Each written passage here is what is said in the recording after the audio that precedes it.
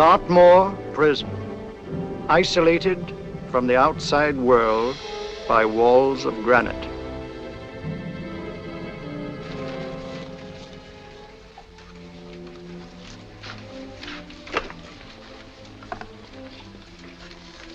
They say you could get out of here by merely telling what you know. You may or may not be another Scotland Yard bloke, but I'll give you the same answer I gave the others. I still have 2 years, 8 months, and 6 days left in which to make musical boxes. That'll be sold at auction for the benefit of this delightful sanctuary. And I intend to serve them.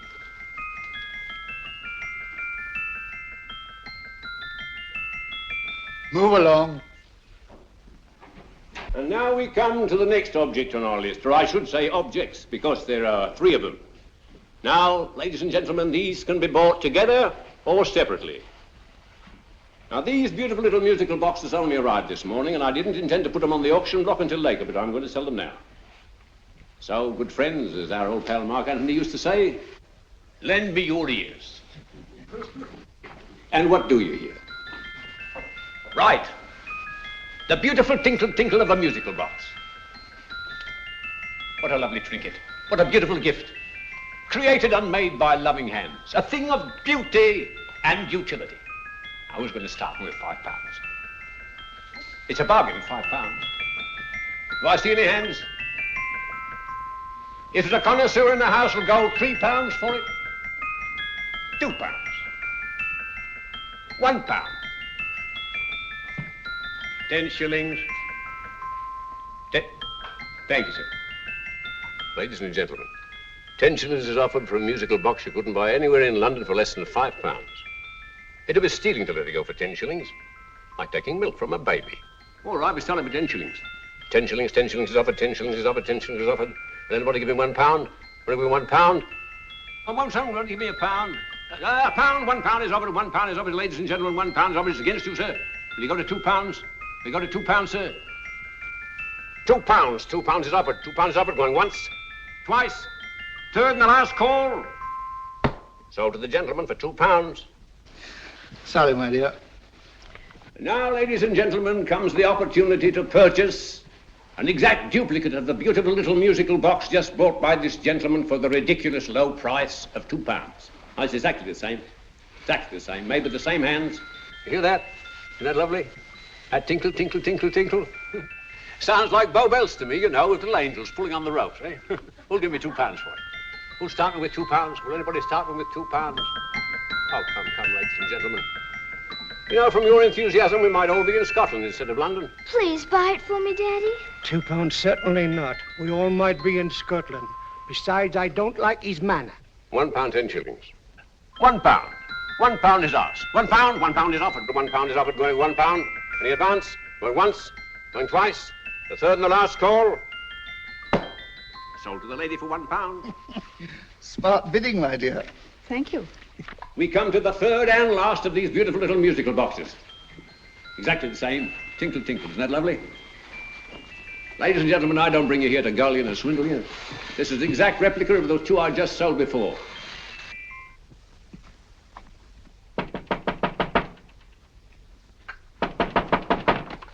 We're closed. But this is extremely important.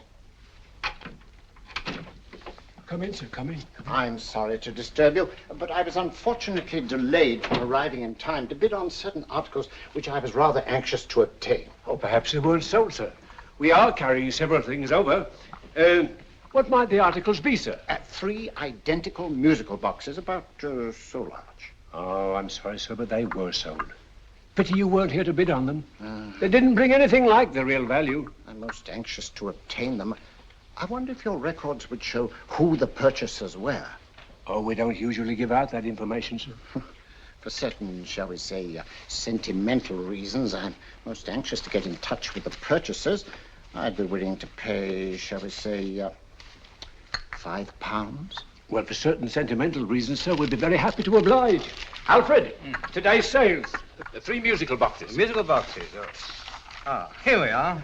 The first purchase for £2 from Mr. Julian Emery, 52 Portman Square. Write this address down, Alfred. Yes, sir. Second didn't leave any name. Oh, how unfortunate. I think she's a dealer. You see, they don't like us to know where the things are going. On account of the profits. You say the second purchaser was a woman. Can you give me a description of her? Oh, she was a young woman, fairly tall, slender, had a light complexion and dark hair, and she was wearing A grey suit, don't you remember? That's right. She probably runs a gift shop. She paid £1.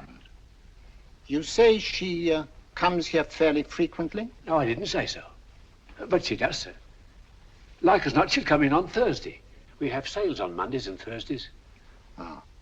And the third box? The third, Mr. William Kilgore, 143B Hampton Way.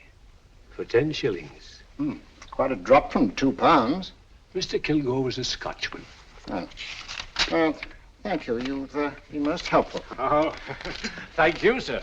And any time you're passing, dropping, we always have lovely things for sale. Our card, sir? Thank you. I'll be back Thursday.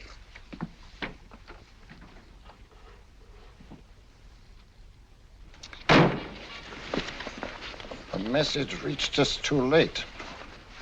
Musical boxes are being sold. Well, let's get out of here.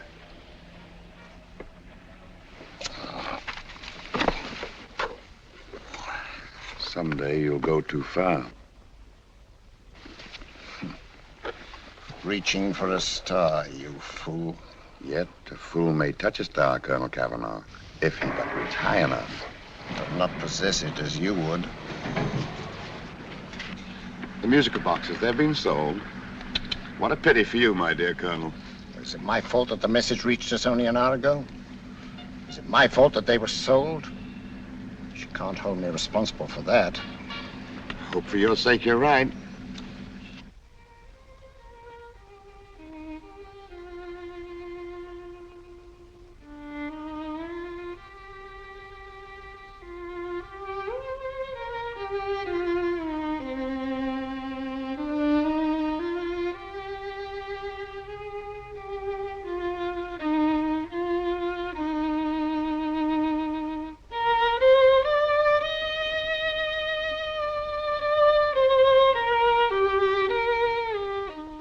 Upon you tonight at 7:45, a gentleman who desires to consult you upon a matter of the very deepest moment.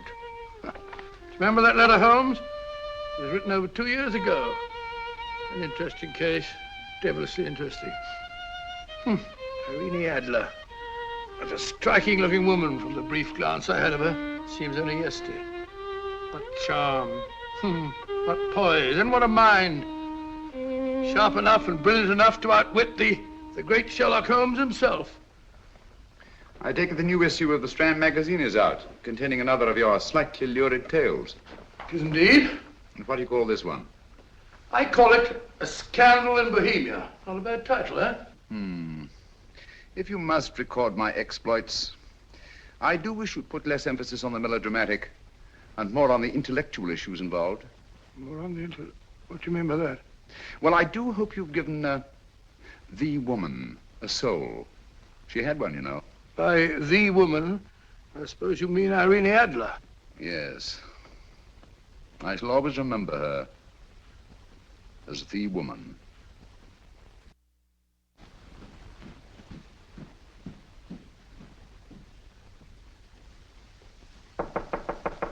Come in. I think. That's him, old boy. How are you? How are you, old boy? I haven't seen you for years. I want you to meet my old friend Sherlock Holmes. Holmes, this is Stinky. In other words, Julian Emery. How do you do, Mr. Emery? Watson has often spoken of you. Oh, has he? Yes, we were at school together. Yes, more years ago than I care to remember, but you didn't come in here just to remind me of that. No, I just happened to be in the neighborhood and saw your lights burning, so I took the liberty of looking you up. Still writing your mystery stuff? Yes, there's a new one out this week. Good, I never miss them. Oh, good, thanks. I say that bandage makes you look very interesting. Still poking your nose into other people's business as usual? Who hit you?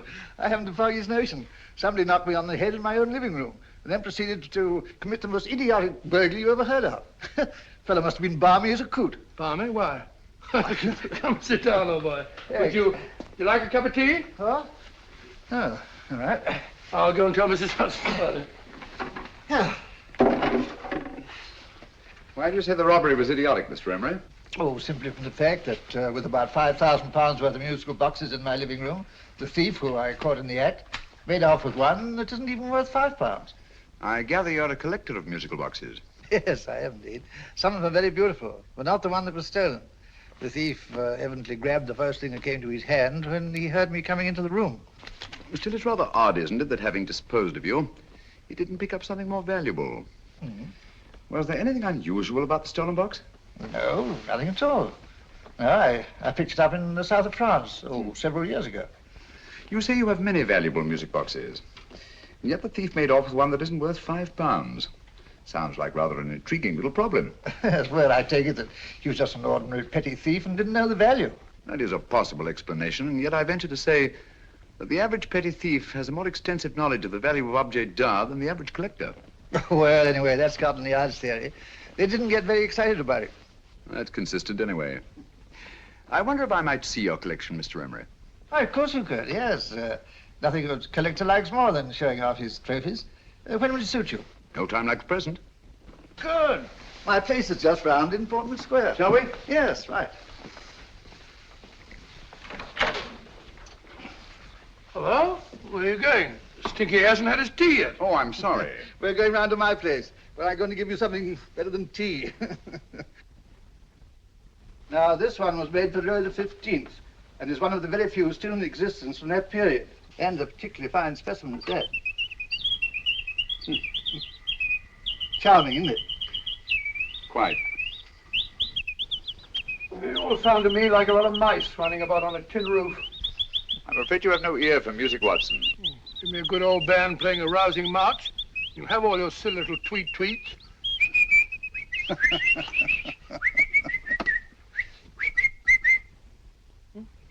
Another room. This is me.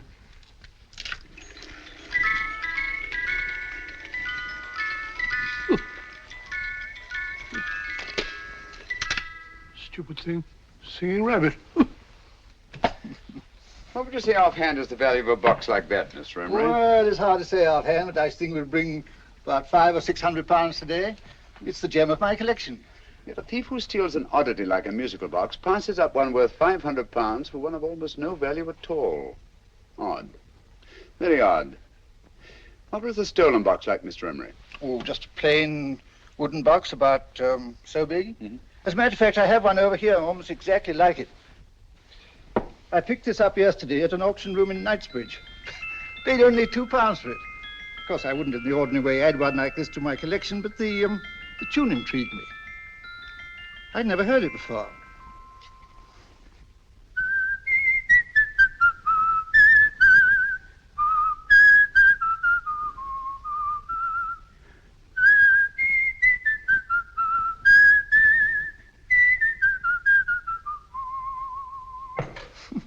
You have a remarkable ear for music, Holmes. Rather an unusual melody. Sit down, will you? Thanks. You say you bought that box at an auction sale yesterday? Yes, the Gaylord auction rooms in Knightsbridge. Mm-hmm. Run by old, what's his name? Crabtree. That's the man. At what time was the robbery committed? Oh, about 3 o'clock this morning.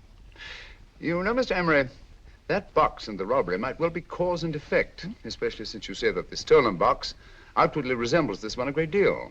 And Scotland Yard were not particularly interested, eh? Oh, yes, but I wouldn't blame him for that, especially as I told him I was quite unable to describe the thief, except, of course, for the fact that it was definitely a man. All you remember is that you came in here and someone struck you on the head. Yes, and the next thing I knew, my man was trying to revive me. It might be wise for you to put that box away somewhere and lock it up. Oh, I don't think that's necessary. Besides, everything's insured. Well, at least if any further attempts at robbery are made, I'd suggest that you call the police, rather than running into any personal danger. Oh, come, Holmes, aren't you being a bit of an alarmist? Possibly. Well, I must agree with old Stinky. Seems to me you are making rather a mountain out of a molehill. Molehill is the word, old boy, and it's time you were in bed. Thanks so much for letting us see your place. Now, it's been glad meeting you. Holmes, I can't understand why you were so mysterious.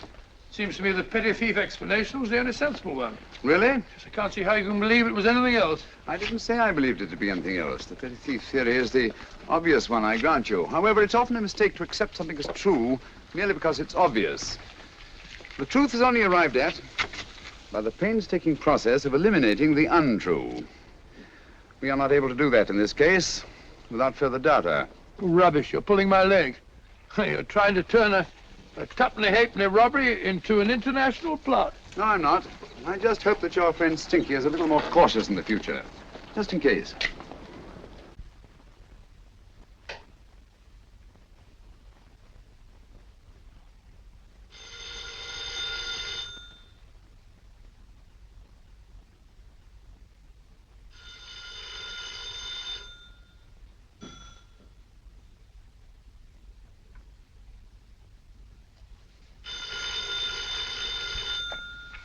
Hello? Yeah? Julian Emery here. Who? Why, of course I remember you, Mrs. Courtney. Yes, you're the one bright spot at that appallingly dull affair of Lady Sanford's. Huh? Of course it isn't too late to come round. Yes, I shall be delighted to give you a drink. I tell you what, come straight up and I'll leave the door unlatched. Right, well, 15 minutes? Good. I shall be counting each moment. No, I mean that, really. Right, goodbye.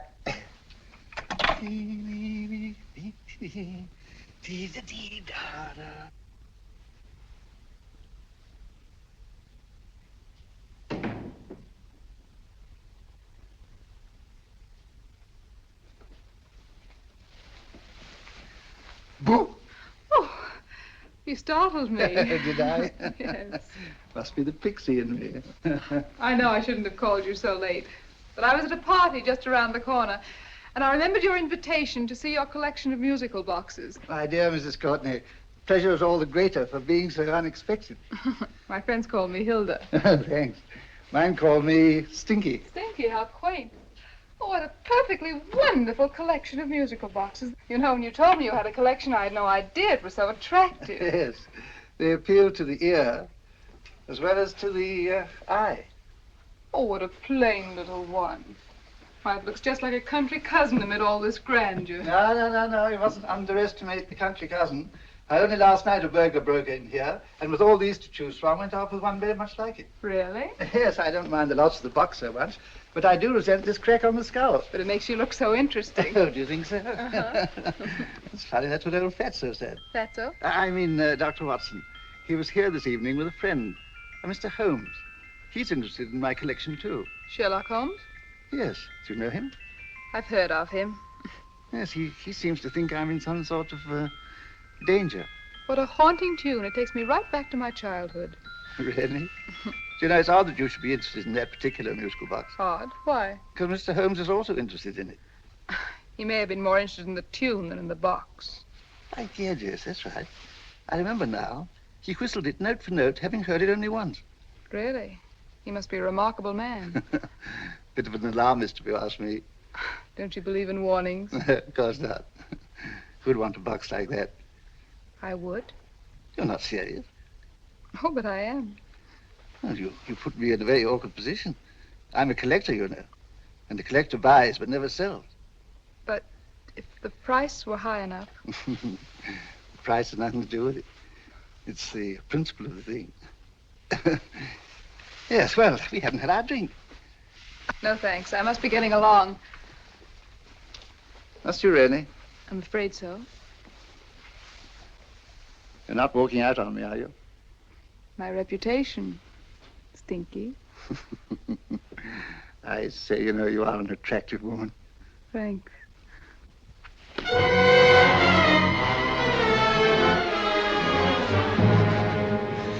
You fool. I told you to wait outside. What did you have to kill him for? All I had to do was walk out with this. He held you in his arms. Don't touch him. Don't touch anything. Now get out. I'm sorry. You're sorry. What about me? This is murder. What about Scotland Yard? What about Sherlock Holmes? Now get out!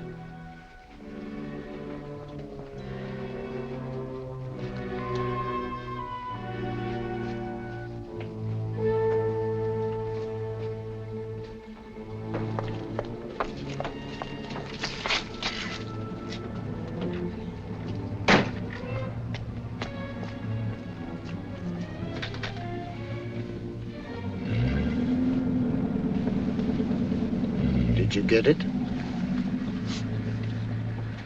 Good.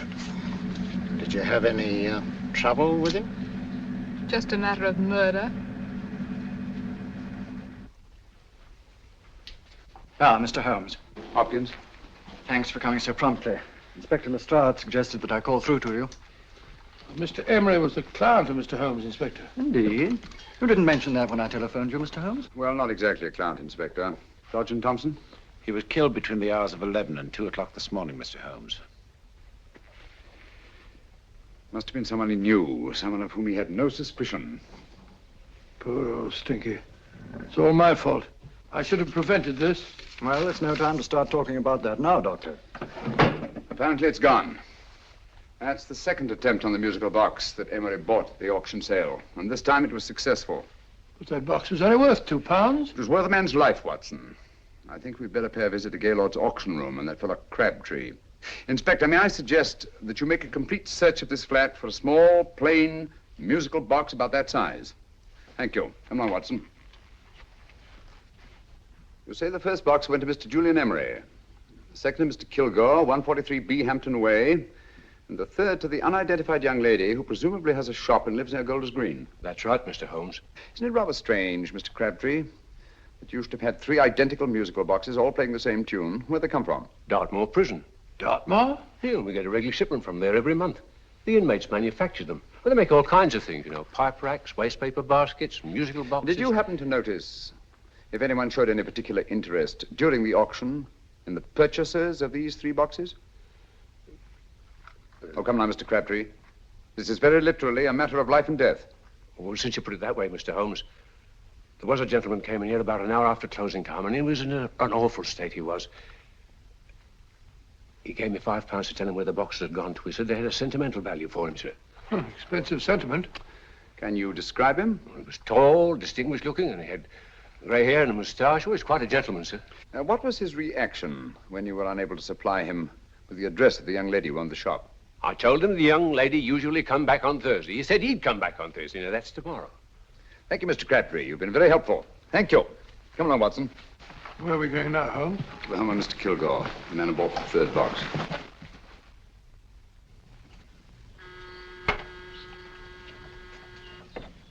But hang it all, Holmes, how do you know those other 2 musical boxes are of any importance? I don't, but I certainly have no intention of waiting until the owners are murdered to find out. No one at home. I hope that's the explanation. I'll have a look through this window.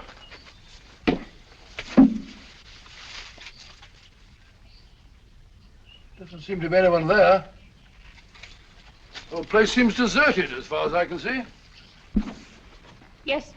Mr. and Mrs. Kilgore at home? No. When do you expect them? Oh, in an hour or so. There's no use your hanging about. They don't buy nothing from peddlers. Peddlers? My good woman, this is Mr. Sherlock Holmes. Sherlock Holmes? Oh, go on. Do you mind if we come in and wait? My business is rather urgent. Well, I've got to go out and do my shopping. And I don't know as Mrs. Kilgore like any strangers nosing about. Quite all right, I assure you. Well, I've got to be off. You two wait in the parlor. And no smoking either. Mrs. Kilgore says it smells up the house. Funny old girl, Holmes.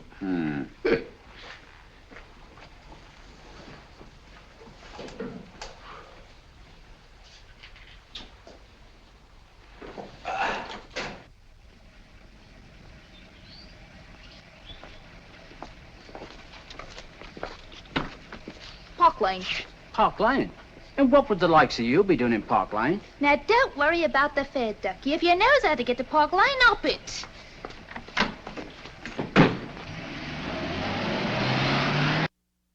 You know, Holmes, I've been thinking. There must have been something hidden in that box of old Stinky's. Stolen jewelry, possibly. What's up, Holmes? Listen. What's just the steam in the water pipes?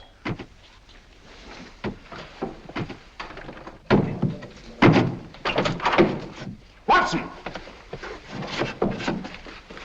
Great Scott! Come on, Holmes. Get on the chair here. It's all right, my dear. There. Now, don't worry. It's all over. There you are, dear. Don't cry anymore. She tied me up and shut me in the cupboard. I know. She won't come back. Did you show her your new musical box?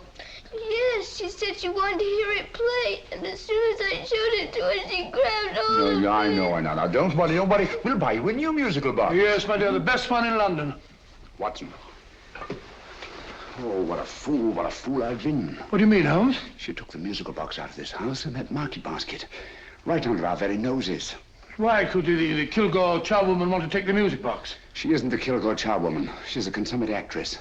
An extremely clever, unscrupulous woman who will stop at nothing. Take care of the child, will you, Wolfella, until our parents get back.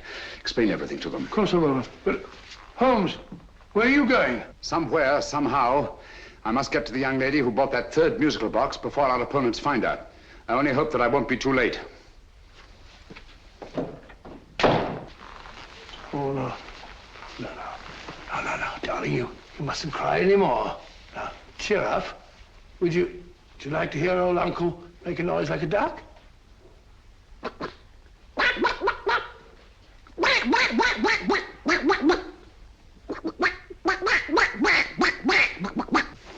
Oh, sorry.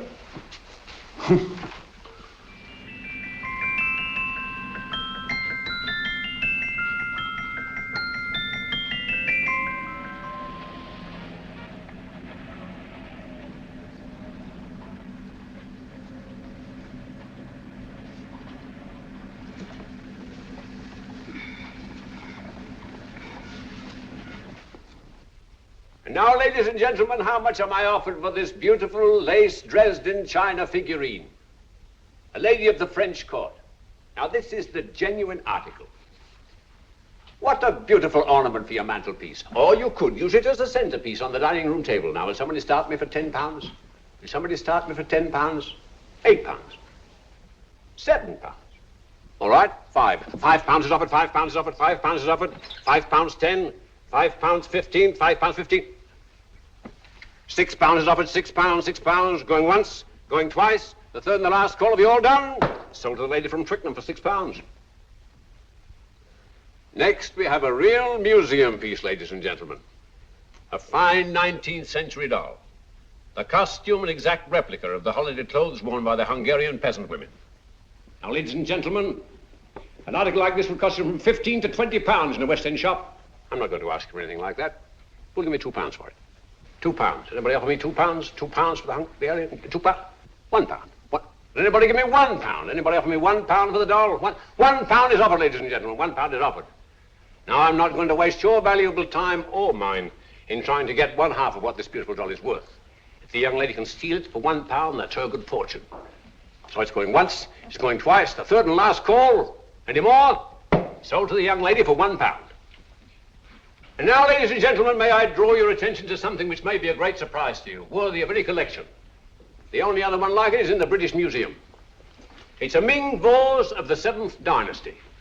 This vase lay in a large collection somewhere outside Rome for over 2 centuries, I understand. It was discovered there by the noted antiquarian Sir Andrew Coppleston. Now, some of you may remember Sir Andrew Coppleston. Besides being a noted traveller and antiquarian, he's also a gentleman rider.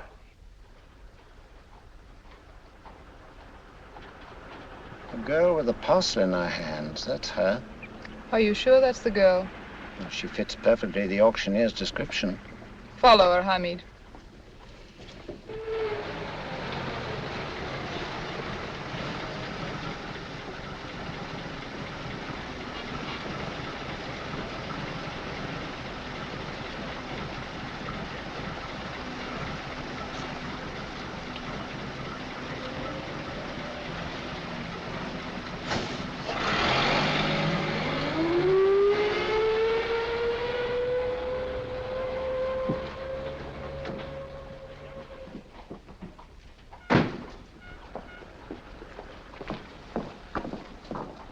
It's lovely, dear. And only £1.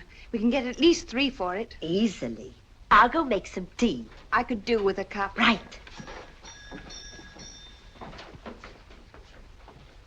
Good afternoon. Good afternoon. I'm looking for a birthday gift for a 7-year-old girl. What would you suggest? We have some lovely dolls. Now, this Hungarian I think peasant... she has enough dolls already. Books are always welcome. Well, I'm looking for something a little different. Well, that's rather cute. What is it? Oh, that's a musical box. Children always love them. And this is an exceptionally nice one. It plays many tunes.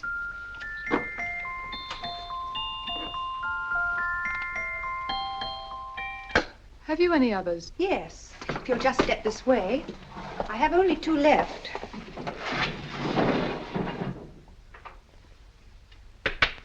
Oh, nice.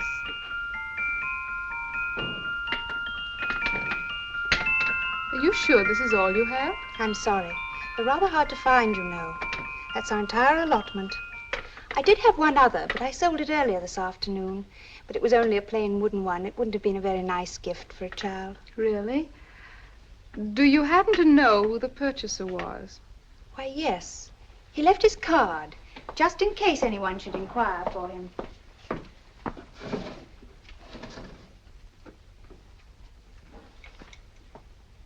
How interesting. I'm sorry, but I'm afraid I'll have to look a bit further. Thank you anyway. Good afternoon. Thank you.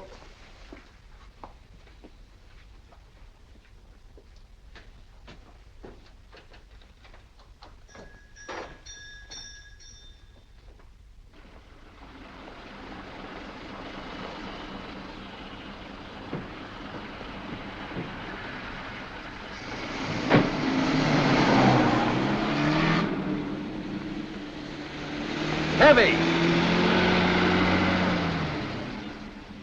Follow that cab. Here now, what? Scotland Yard. Hop in.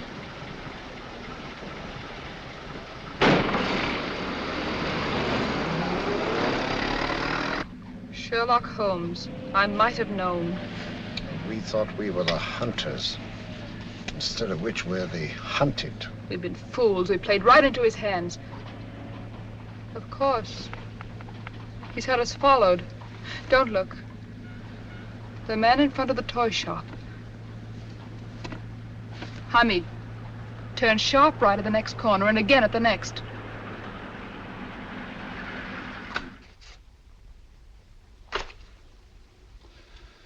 No photograph of her, Commissioner, as I expected.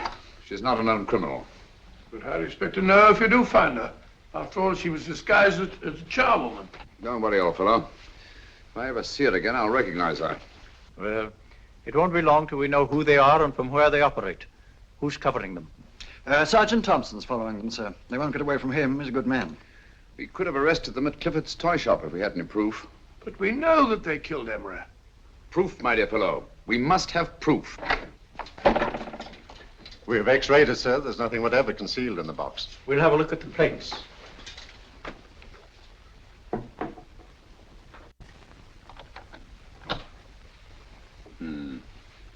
There must be some clue. And it's probably so obvious that we've all overlooked it. Seems to me we're up against a bunch of lunatics. Not lunatics, my dear fellow. Extremely astute, cold-blooded murderers. What can these little musical boxes have in them that's so important? Don't forget, they were made in Dartmoor prison. You can smuggle stuff into prison, but not out. Do you want us to break the box apart, sir, to see if there's anything the x-ray hasn't caught? No, not yet. Do you mind if I take it? Certainly. Thanks.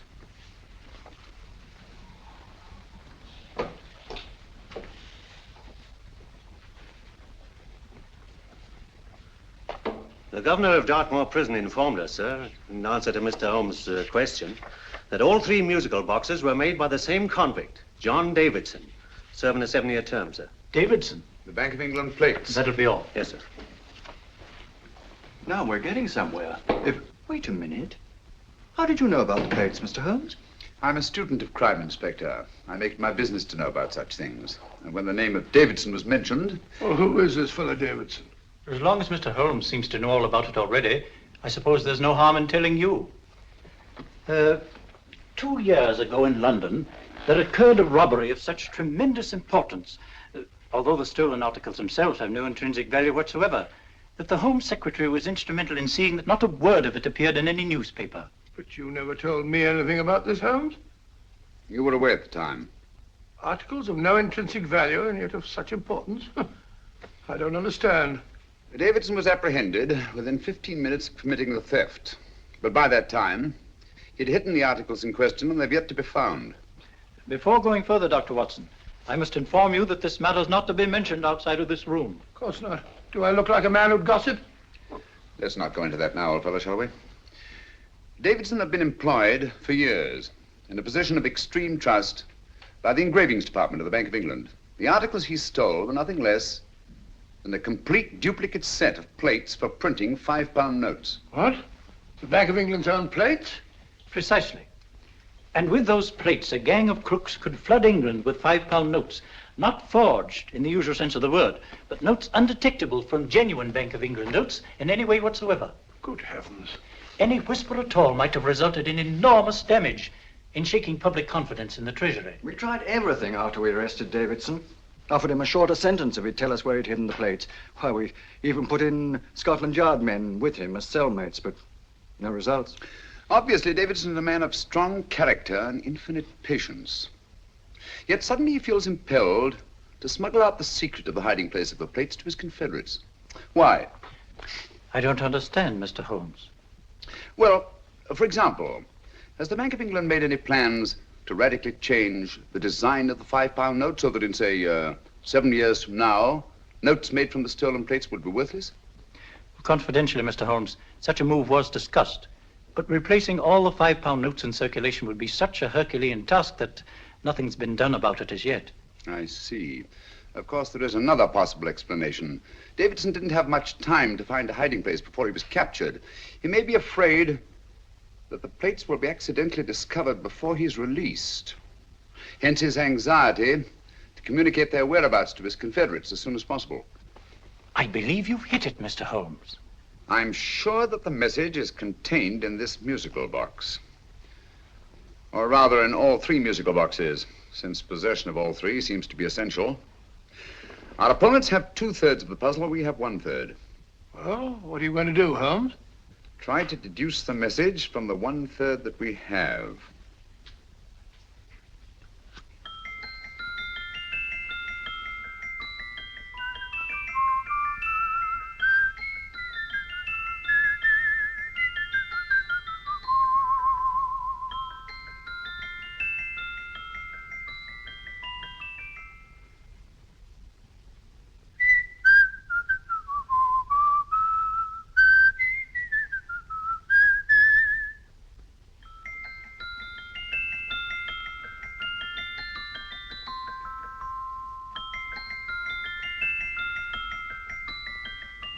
It's the same tune as the one played by Emery's musical box.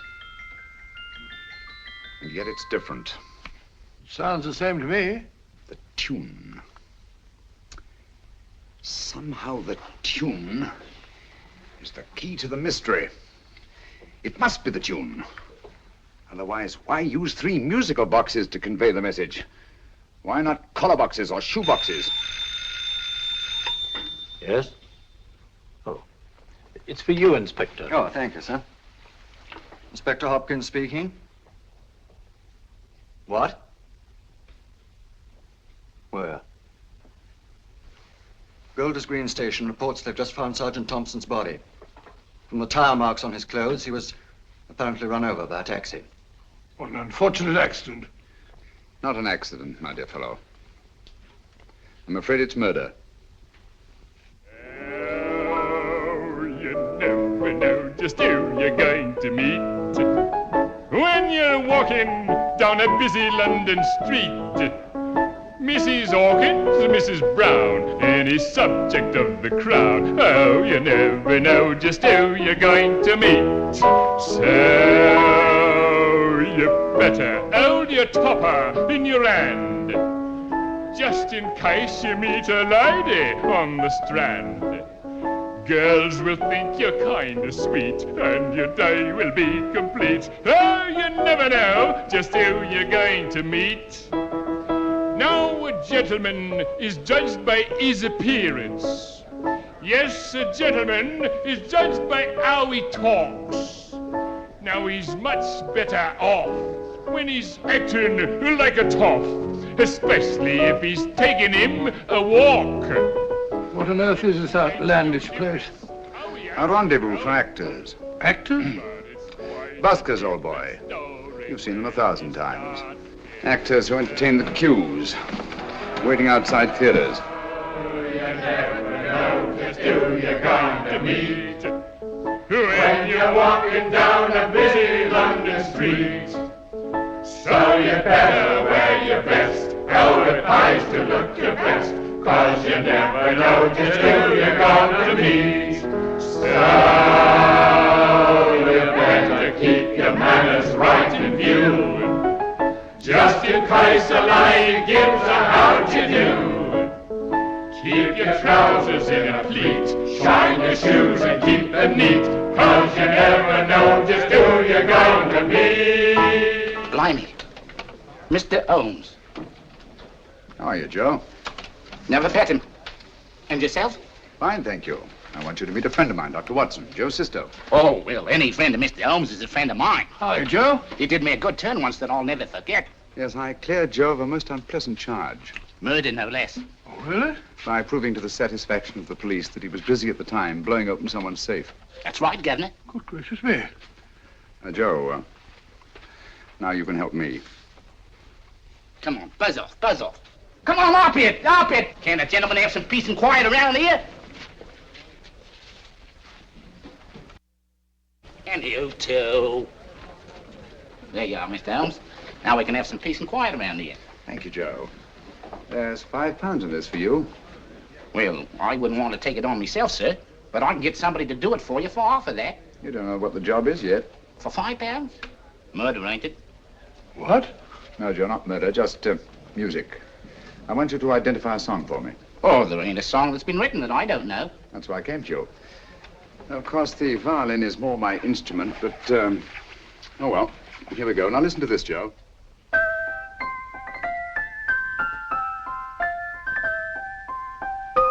Wait a minute. You're playing that wrong. That should be E natural, not E flat. You know the song? Oh, yes. It's an old Australian song called, The Swag Man. But you're playing it all wrong. That's what I hoped you'd say. Now listen again, Joe.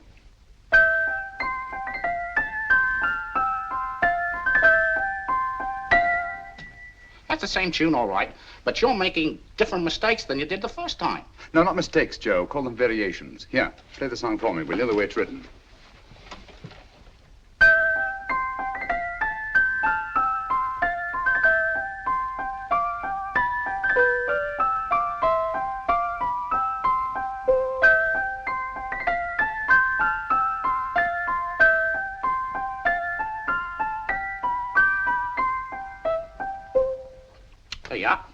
Thank you, Joe. What's it mean, Holmes? Are you onto something? Perhaps. I don't know yet. It's probably a code of some sort. Joe, could you write the song down for me? The way it was originally written? Oh, sure, Mr. Holmes. But it'll take a few minutes. Mm-hmm. Here, Mabel.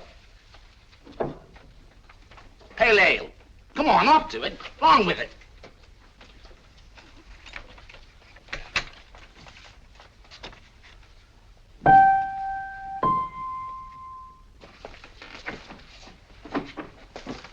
Well, obviously it isn't the lyrics. No combination of those words made any sense at all. The variations in the way Emery's musical box played the tune are different from the variations in the one we have. You sure? Quite. You see, I took the trouble to memorize the tune as played by Emery's box that night we were with him in his flat. Holmes, you amaze me. Elementary, my dear fellow. One of the first principles in solving crime is never to disregard anything, no matter how trivial. But why were 3 boxes? Why not 1? Because the message was obviously too long to be conveyed by any one variation. Then there's the 3rd box, the one that woman took from the Kilgores. That contains yet another set of variations. Yes, well, it's all beyond me. Well, all we have to do now is to find the secret of the variations. Not a very easy problem to solve, my dear fellow.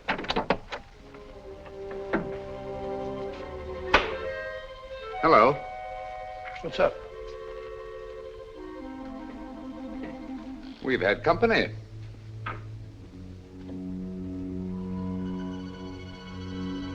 I say, this is outrageous. Ask Mrs. Hudson to come in here, will you? Right.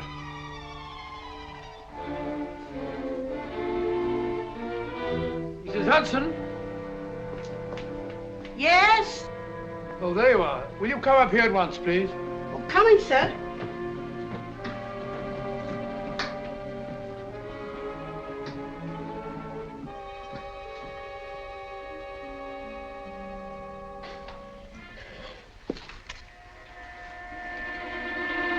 Mercy me, Mr. Holmes.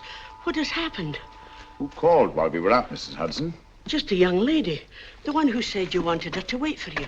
And a nice-looking old gentleman with Our her. friends again, Watson. Friends? What did the young lady look like? Oh, I couldn't see her face. She had a heavy black veil on. But she had such a nice way with her.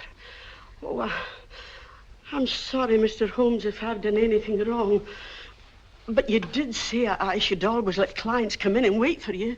Don't worry, Mrs. Hudson, don't worry. You had no way of knowing. It's quite all right, quite all right. Now, don't worry, Mrs. Hudson. Don't worry. Well, where on earth's the musical box? They didn't get it. Didn't get it? Where is it? It's in your hand. Huh? In that biscuit jar. Take the biscuits off the top. Now put your hand inside, and you'll find the music box. Well done, Holmes. Well done. Amazing.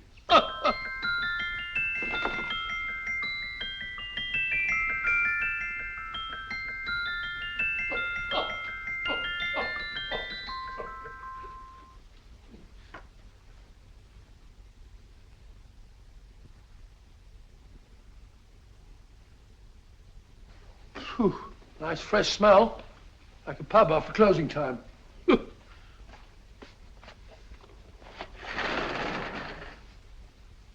I say, Holmes. What? It's morning. Allow me to congratulate you on a brilliant bit of deduction.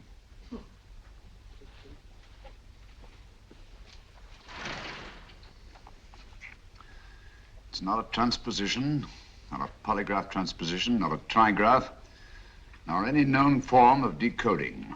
How about the Morse code? Have you tried that? Yes, at about 3 o'clock this morning. I'm sorry, old man. I was only trying to help.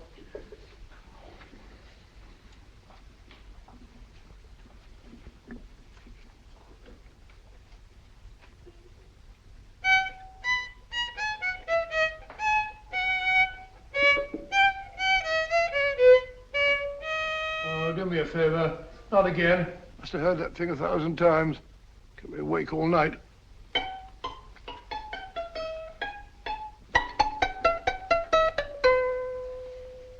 Not a very distinguished composition, I grant you. You know perfectly well I don't know one tune from the other. When I was a kid, my people tried to have me taught the piano. I've always felt sorry for that old teacher of mine. The poor old girl finally reached the point of numbering the keys for me. 1, 2, 3, 4. Even then, I never progressed beyond... Numbering the keys, Watson. The 19th key of the keyboard is the 19th letter of the alphabet. S. Here. Write it down when I give it to you, old fellow, will you? The first altered note. Write S first. Now, the 8th key is H. The 5th key, E. The 12th key, L. The 6th key, F. S-H-E-L-F. Shelf. Your piano lessons were not in vain, old fellow. You've solved it. Thank you. Thanks, old bean. Hold it. We now have 2/3 of the message. Behind books, 3rd shelf, secretary, Dr. S. Presumably, these are the first and second portions of the message. And this gang has the first and third parts of it. Precisely. Then it's a stalemate? Yes, Commissioner, but we can't leave it like that. There's no doubt in my mind that they'll try to secure our third of the message that's missing. Well, I assume you've taken every precaution to guard the Clifford music. Oh, yes, it's carefully hidden at Baker Street with Dr. Watson on guard. However, I'm reasonably certain that, difficult as it may be, we can find the plates even without the missing part of the message. Behind books, 3rd shelf, secretary, Dr. S. Well, outside of the fact that Davidson hid the Bank of England plate somewhere in London, Mr. Holmes, I don't see that we've progressed at all. Allow me to point out to you, sir, the key words Dr. S. It looks as if the plates were hidden in the house of the doctor. Whether S stands for his first or last initial remains to be determined by a process of elimination. Well, there must be 10,000 doctors in London with S for a first or last initial. Precisely. And every one of them will have to be questioned in person. That's why I say this is a task for Scotland Yard. It's a task, all right. But Scotland Yard has searched worse haystacks and found the needle. Well, for the time being, I'll leave the matter in your hands, gentlemen. We'll call you if and when we get a lead on our mysterious Dr. S. Thank you. In the meantime, I intend to follow up a little clue concerning a cigarette.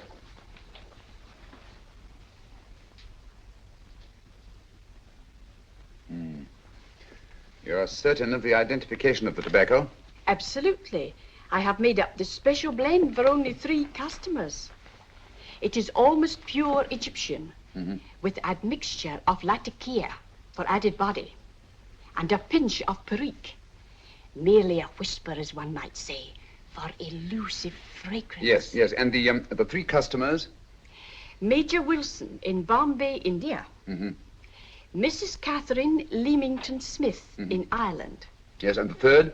Mrs. Hilda Courtney of Park Mansions, Bryanston Square. Thank you. Thank you very much. You've been most helpful. It is a pleasure to have been of service, Mr. Holmes.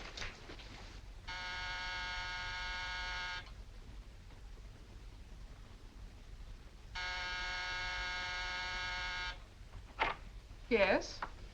Mrs. Courtney? Yes. My name is Sherlock Holmes. Oh, do come in. Thank you. I've heard of you, of course, Mr. Holmes. I believe we have a mutual friend in Sir Edward Brookdale. He's spoken to me of you quite often. Indeed. And to what good fortune am I indebted for this visit? I think you know Mrs. Courtney. Well, I did get a summons for speeding last week. But outside of that, I don't think I'm of any interest to the police. Oh, come now, Mrs. Courtney. You seem to forget that you and I have met before. I'm sorry. I'm sure I would have remembered meeting the great Sherlock Holmes. Please sit down. Thank you. You say we met before. Yes. At the home of Mr. and Mrs. Kilgore, 143B Hampton Road. Kilgore? I don't think I know anyone of that name. Well, I didn't say you knew them. As a matter of fact, you called on them when they were out. I don't understand, Mr. Holmes. Really? And you were dressed rather differently. Indeed. Cigarette? Thank you.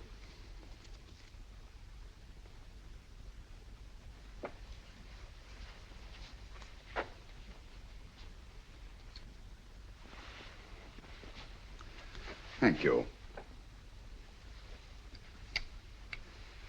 You know, Mrs. Courtney, people generally forget, in assuming a disguise, that the shape of the ear is an almost infallible means of recognition and identification to the trained eye. Evidently, you've mistaken me for someone else. Oh, no, not at all. Though naturally, I expected your denial. But when you paid your visit to my rooms at Baker Street, you carelessly left behind another identification. They're, identical, aren't they? Yes, I must admit they are. You see, Mr. Holmes, to catch one as clever as you, I had to use a very special lure. I knew you'd be unable to resist the bait of my cigarette, having read with great interest your monograph on the ashes of 140 different varieties of tobacco. I should advise you not to move, Mr. Holmes. I must congratulate you on your ingenuity, Mrs. Courtney. It was indeed a brilliantly designed trap. Thank you, Mr. Holmes. Praise from a master is indeed gratifying. I shall always cherish the memory of your flattering words. Memory? Precisely. I'm afraid these gentlemen have a most regrettable task to perform. Unless, of course, you care to turn over the missing musical box with your pledge to take no action against us in the future. I'm afraid that will be impossible. I thought that would be your answer. Hamid! Careful! Careful. There's no need to be unnecessarily rough with our distinguished guest. You realize, Mr. Holmes, that your demise will not take place here. The corpus delicti, you know. Well, naturally. Shall we go? So fearfully awkward having a dead body lying about. Don't you agree, Mr. Holmes? Another dead body shouldn't weigh too heavily on your conscience, Mrs. Courtney.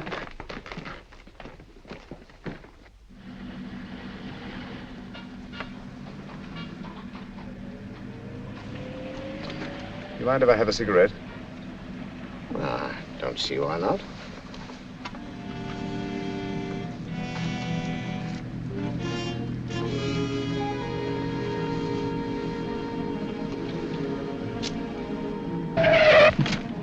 Be careful, Hamid. It's the brakes, they bind. Thank you, Colonel Kavanagh. It's very considerate of you.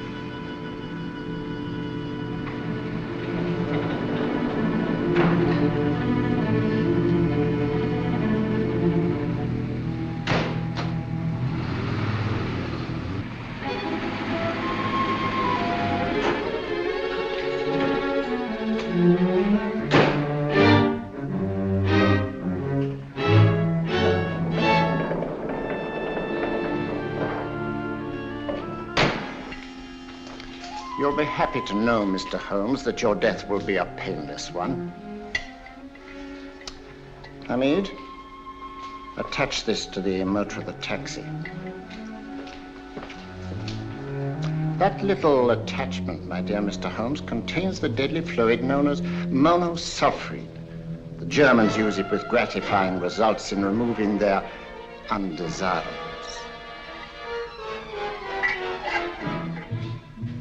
Start the motor.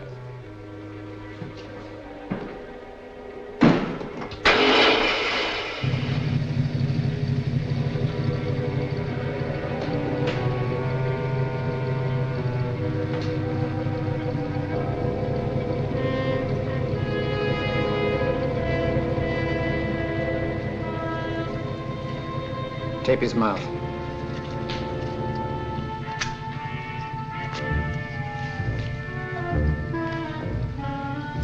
Now, up with him, Hamid.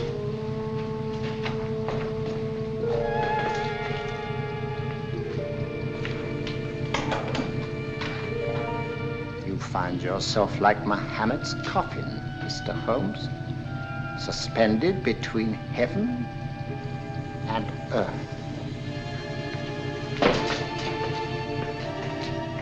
Plenty of fuel in the tank? Good. It would be too bad to have anything go wrong through so simple an oversight.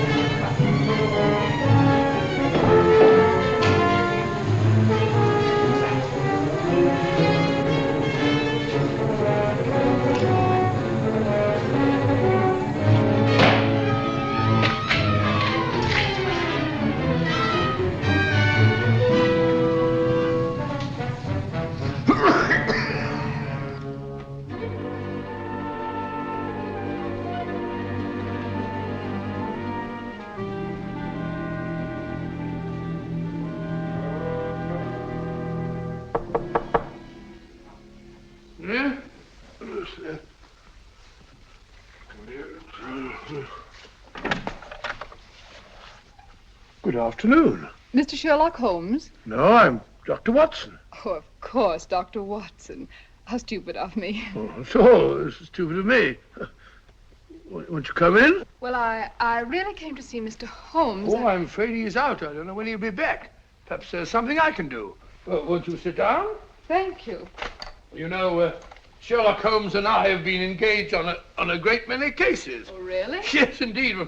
As a matter of fact, this very moment, we're involved in one of the most baffling... Oh, well, won't you tell me your trouble, and I may be able to help you. That's very kind of you, Dr. Watson. Perhaps, if I wouldn't be imposing too much. Imposing? Oh, there's no imposition. No imposition at all. A pleasure, I assure you. Now, tell me all about it, Miss Williams. Mrs. Williams. I live in Surrey, Dr. Watson, and I've come up to London in sheer desperation.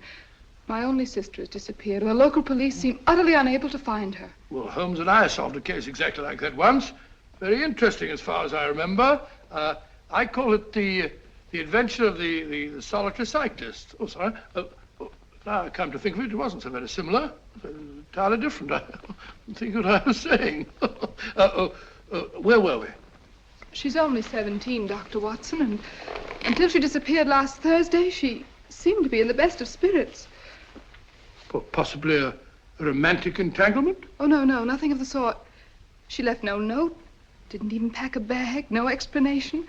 She just started to walk to the village from our house in broad daylight and simply vanished from the face of the earth. Oh, there. Might I have a glass of water? Glass of water. Have one in 1 minute.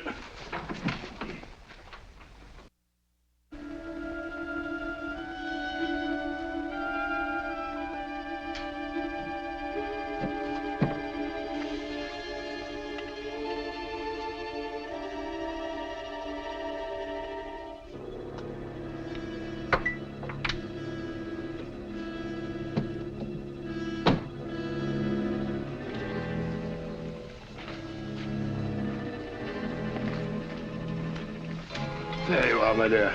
Thank you, Dr. Watson. No, you're not to cry anymore. You must pull yourself together. Oh, I feel much better already knowing that you're going to help me. Oh, Dr. Watson, look! Good heavens! Get through the fire brigade, quickly!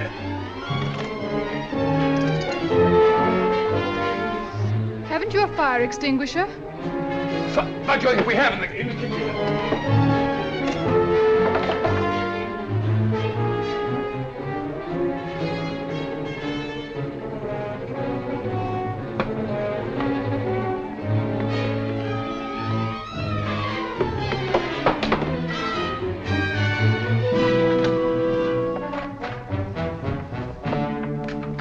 Don't you worry, Miss Williams. We'll have this thing out in no time.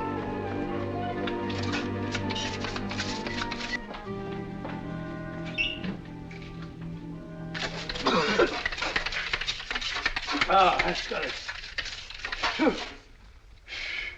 Get some air. Well, you see, there was no need for the fire brigade after all. I hope you weren't too frightened, Miss Williams. Oh, gone. That's the trouble with women. They always lose their heads in an emergency. Well...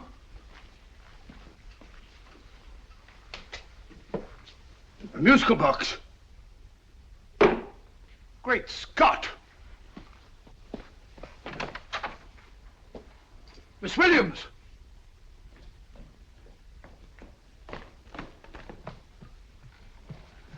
Well? Good. And Holmes? By now, Mr. Holmes has no doubt exchanged his violin for a harp. Always assuming that heaven is his destination. Yeah. And now that we have the missing musical box.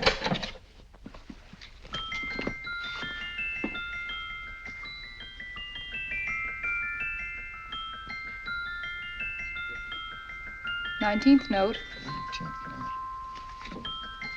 19th letter. Yes.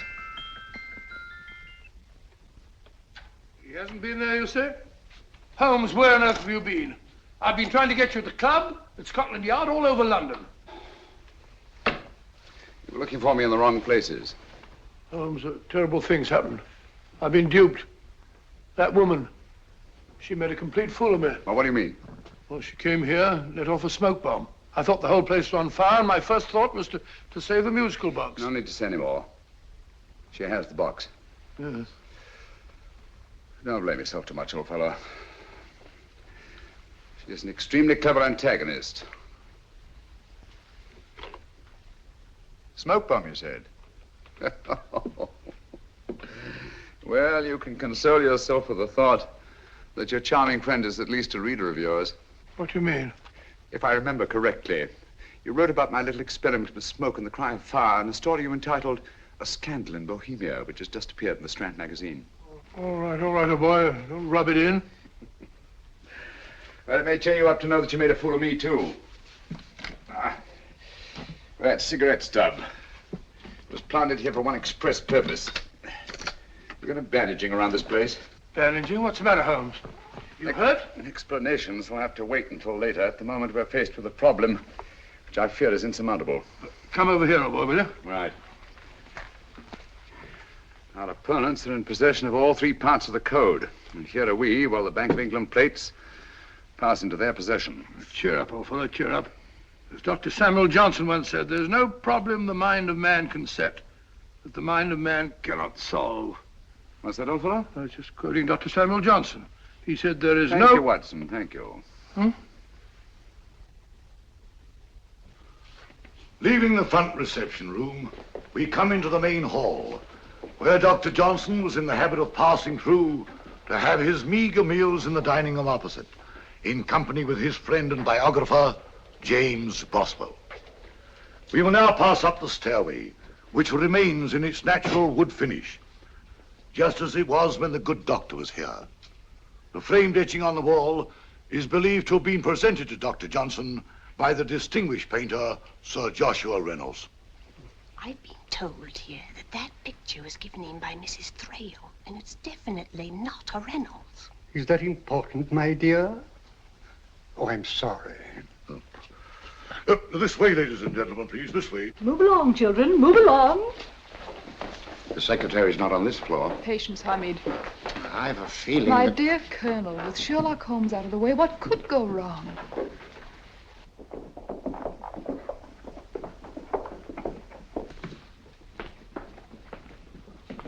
And here we have the Garrett Library, in which Dr. Johnson wrote his famous dictionary, and in which you will see also many of the great man's books and other items of interest. Step forward, ladies and gentlemen, please, step forward. Standing in the corner is the secretary, which contains many of the original works by the literary genius. On this table, Dr. Johnson's cat, Hodge, used to sleep while his master worked. A strange thing about this cat, ladies and gentlemen, was its love of oysters. They do say that the dear doctor often went hungry to find the cat that delicacy. What a pity. Now we will visit the grey room, which is immediately below us, in which you will see the very bed in which Dr. Johnson died. What did he die of? Gout. Just gout. This way, ladies and gentlemen. Mind the steps, please.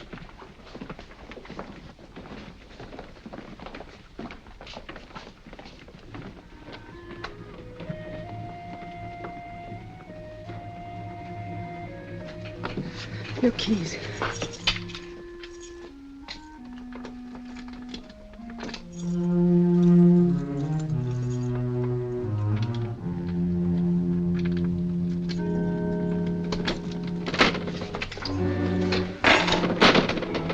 Third shelf up.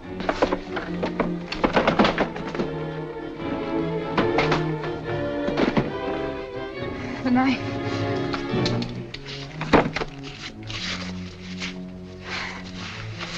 Gentlemen, the Bank of England plates. Well, Mrs. Courtney, so we meet again. No, I shouldn't do that if I were you, Colonel Cavanaugh. I must congratulate you, Mr. Holmes. You're far more clever than I thought. Thank you, Mrs. Courtney. Praise from you is indeed gratifying. I shall always cherish the memory of your flattering words. Memory? Oh, thank you. And now I have a most regrettable task to perform.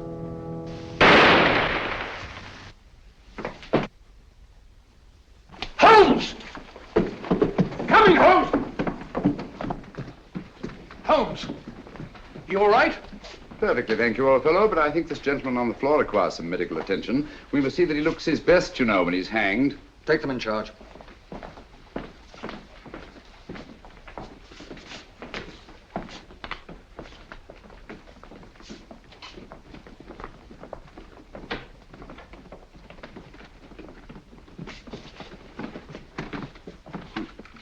A brilliant antagonist. It's a pity her talents were so misdirected. Will you see that these plates are returned to the Bank of England, Inspector? I still don't understand how you solved it, Mr. Holmes. It's entirely due to Dr. Watson. He gave me the clue when he mentioned Dr. Samuel Johnson. Well, congratulations, Doctor. Oh, thank you, Inspector. I don't think I'd have done it entirely without Mr. Holmes's help, you know.